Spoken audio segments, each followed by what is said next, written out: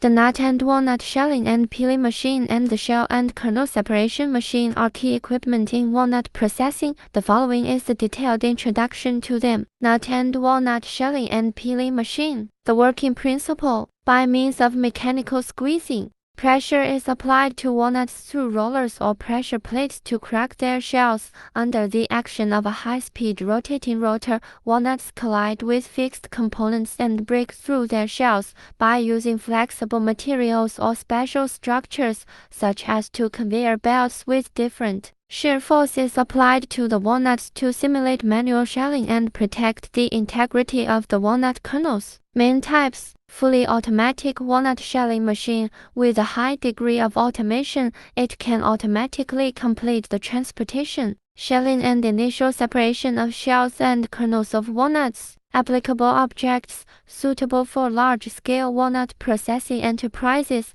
it can improve production efficiency and reduce labor costs. Semi-automatic walnut shelling machine. It requires manual assistance for feeding, has a simple structure, is easy to operate, and has a relatively low cost.